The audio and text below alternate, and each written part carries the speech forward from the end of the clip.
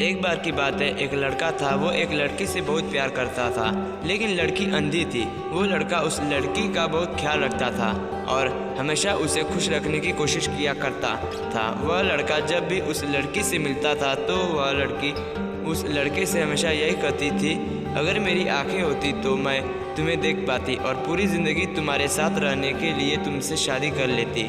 कुछ दिनों बाद उस लड़की को किसी ने आंख दान कर दी। अब वो लड़की आराम से देख सकती थी, इसलिए लड़का बहुत खुश हुआ। आंखें मिलने के कुछ दिन बाद वो लड़की उस लड़के से मिलने गई और उसने देखा कि लड़का भी अंधा है।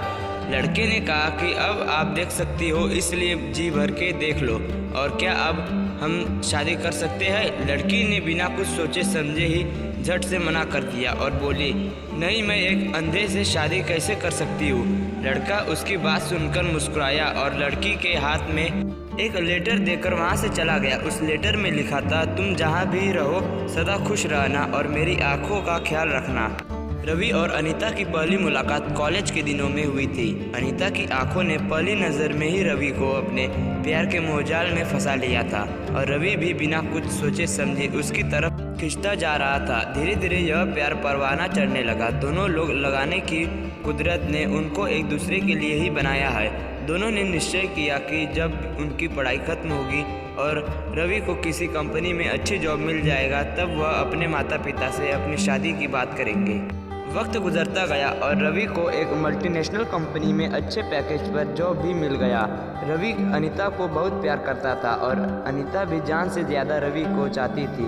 और एक दिन दोनों ने अपने माता पिता के समक्ष अपनी शादी का प्रस्ताव रखा, लेकिन शायद किस्मत को कुछ और ही मंजूर था।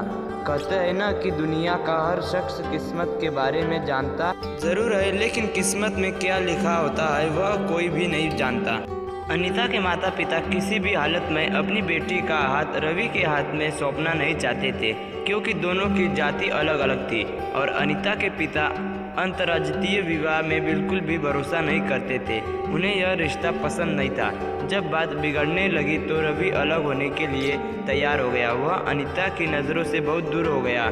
इस घटना को 6 साल बीत गए और एक दिन फिर रवि और अनीता एक दूसरे के सामने आकर खड़े हो गए, लेकिन अब हालत पूरी तरह बदल चुके थे। शिवा नाम के एक शख्स के साथ अनीता की सगाई हो चुकी थी। अनीता अपनी पिछली ज़िंदगी और पहले प्यार को पूरी तरह भुला चुकी थी और अपने नए जीवन की शुरुआत करने जा रही थी, लेकिन रवि तब भी उसे भुला नहीं पाया था।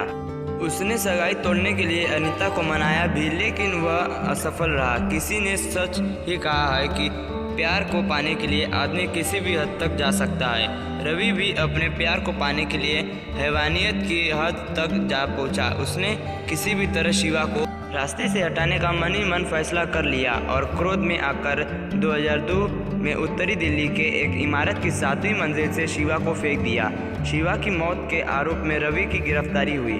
पूरा मामला कोर्ट में गया और जिससे वह अपनी जान से भी ज़्यादा प्यार करता था, उसी अनीता की गवाही पर रवि को कोर्ट ने आजीवन कारावास की सजा सुना दी। रवि को जेल की सलाखों के पीछे धकेल दिया गया। प्यार एक ऐसा नशा है जो कभी उतरने का नाम ही नहीं लेता। रवि भी इस नशे की गिरफ्तारी में पूरी तरह आ चुका था। जेल जाने के बावजूद भी उसके मन में अनीता के प्रति प्रेम जीवित था। जब वह जमानत पर छूटकर बाहर आ गया तो वही प्यार फिर से परवाना चढ़ने लगा। इस बार किस्मत ने रवि का पूरा साथ दिया और अनीता ने उसके प्यार को स्वीकार करके उसके साथ शादी कर ली। दूसरी तरफ रवि का मामला दिल्ली हाई कोर्ट में चला गया। किसी समय अपने भावी पति शिवा की हत्या के आरोपी को सजा सुनाने के लिए कोर्ट में गवाही देने वाली अनीता अब उसी आरोपित पति को रवि को बचाने के लिए बेताब हो गई। उसने अपने पहली गवाही बदलने की इच्छा जाहिर की, लेकिन भारत का कानून कहाँ कभी किसी को छोड़ता है। कोर्ट ने अनीता की याचिका खारिज करते हुए रवि की सजा को बरकरार रखा। आज भी अनीता रवि को कानून की गिरफ्तारी से बचाने के लिए पूरी तरह जांचोहद कर रही है।